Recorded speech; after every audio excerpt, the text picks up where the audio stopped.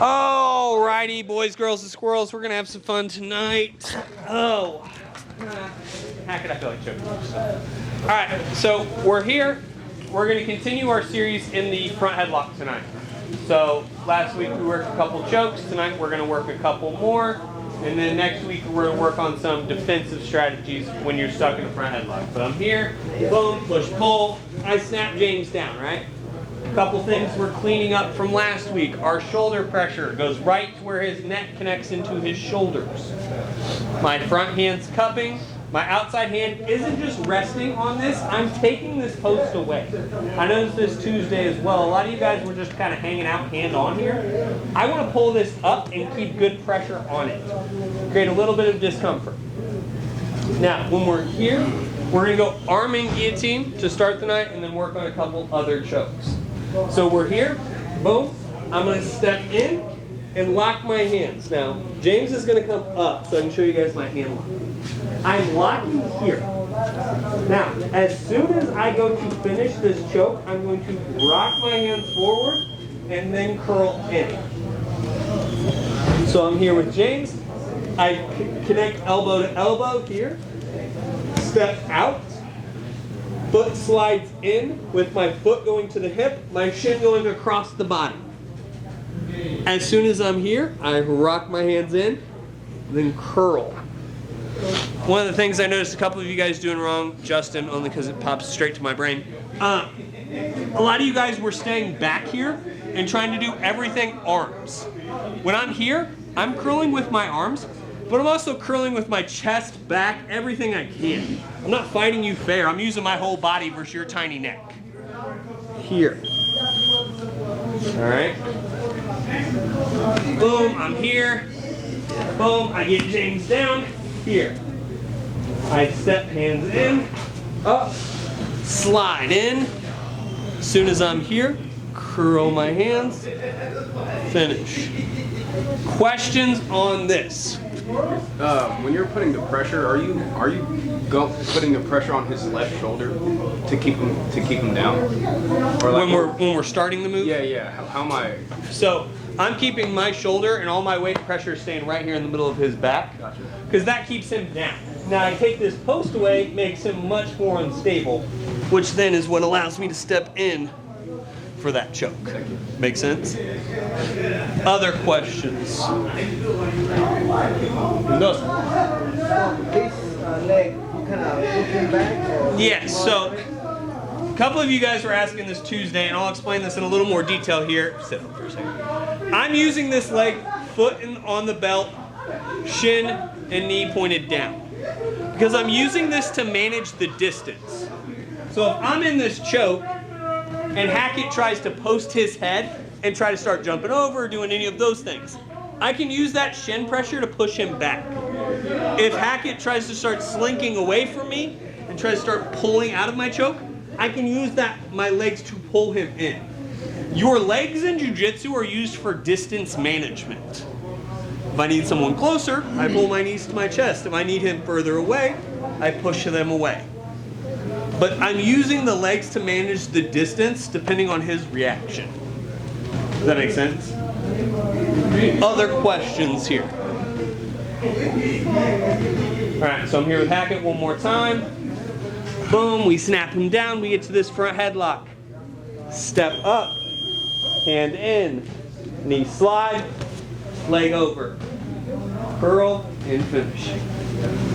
All right, driller out. 1, 2. All right, so now I'm here with James. Boom, I get to this front head. Boom. Now, instead, all we're gonna look to do, instead of looking to, chin strap and do all that, all I'm gonna look to do is I'm gonna look to snap his elbow as tight to his ear as I can. Bop. As soon as that hand comes to his ear, I'm gonna switch my shoulders, switch my hips. Here. And I'm going to look to reach through and switch my hands. Now I'm going to look to come up for that C grip here. Alright? So as soon as that hand comes through, I'm going to C grip here. And I want to break James down to his far side hip here. So I'm going to use that grip to break James down to that far side hip. As soon as we have that, I'm going to re-bite with that hand to get it a little bit deeper. and then either come over to the bicep, or if you prefer this grip or you're short armed, come here, and you're gonna sprawl and squeeze. There. All right. So boom, I'm here with James. I snap, change, grab. Here. As soon as my hands connect, I'm using this lever to drive James down, and I'm pushing him over here to get him to that side. Now, if he bails out and just lays to his back, great, take it.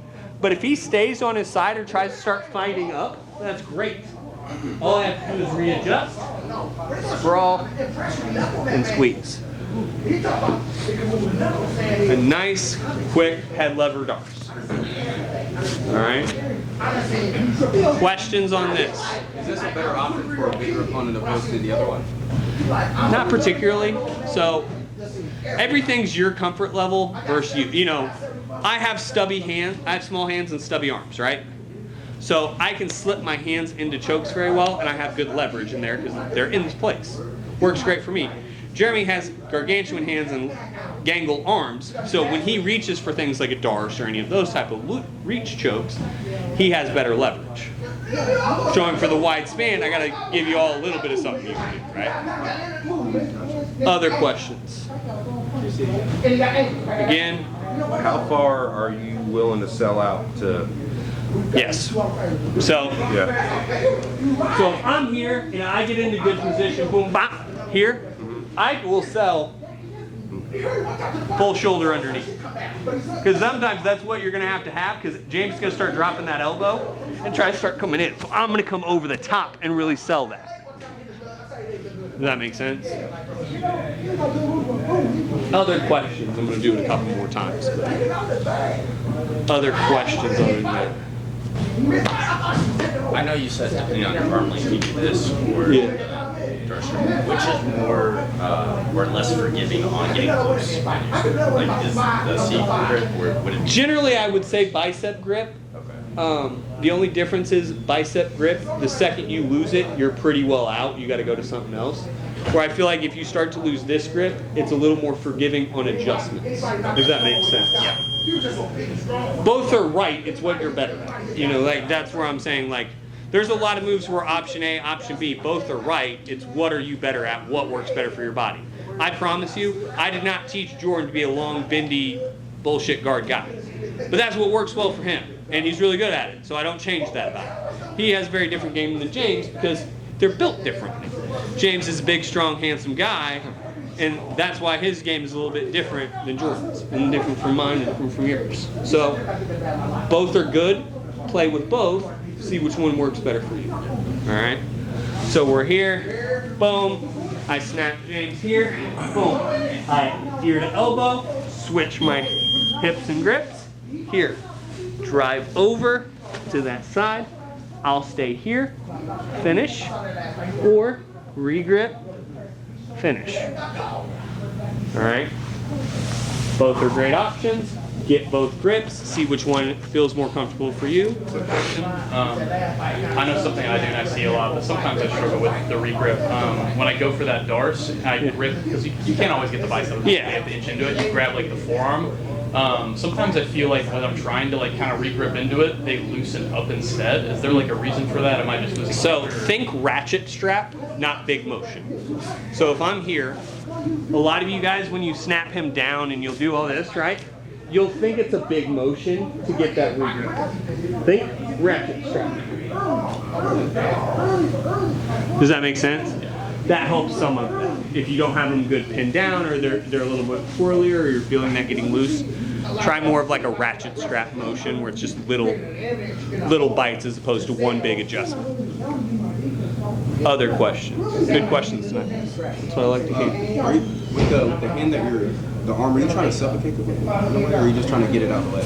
So, the way this choke works is, boom, this hand underneath is collapsing a little bit of air, mostly blood. Top side arm is collapsing over his neck and getting the other side blood and a little bit of air.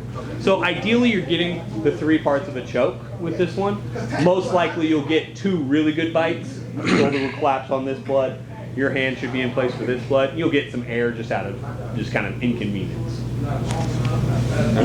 1, 2, pop. I get James here, and I'm pretty cool, right?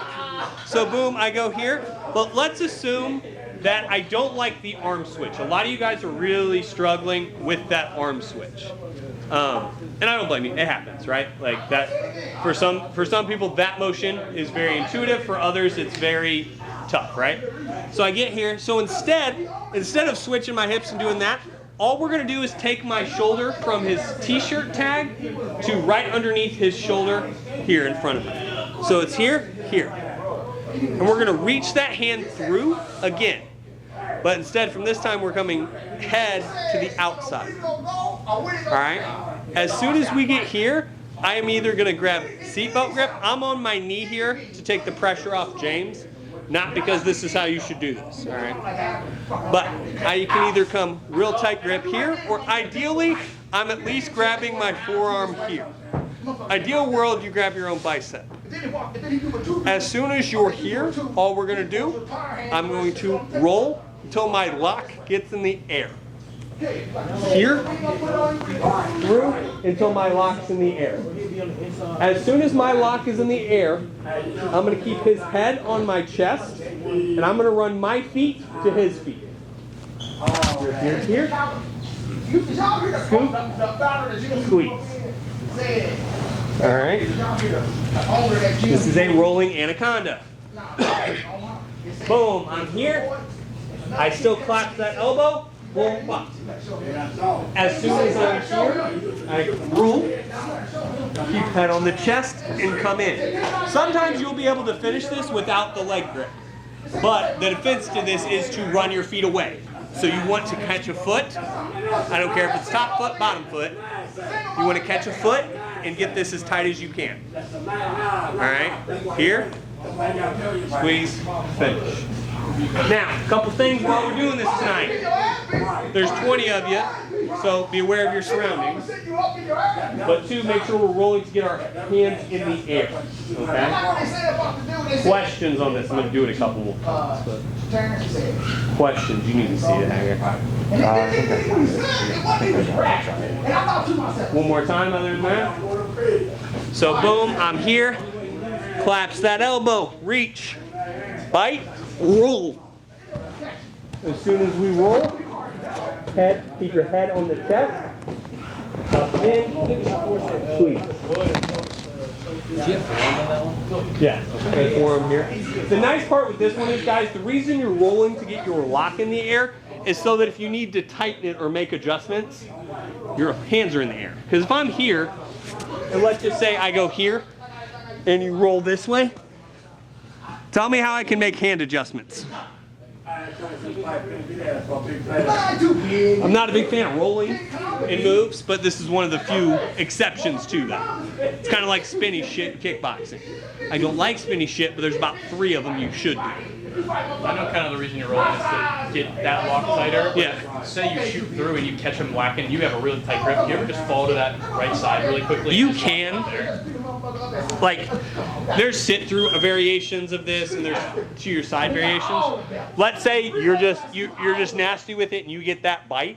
Can you? I would step up and come here. Yeah, that's what I'm saying. Is that just like that's reasonable? Yeah, reasonable option, but that one's more intuitive versus the roll. Okay. Yeah, it helps you get it tight. Couple things. 1, disorients your opponent. You're in a front headlock and then you're rolling and then you're being choked. Up close magic. I get you to focus on what's happening to you. 2, it can help you get your grips tighter, and 3, it gets your lock into the air, which is what I find most important. Other questions? All right, 1, 2, 3.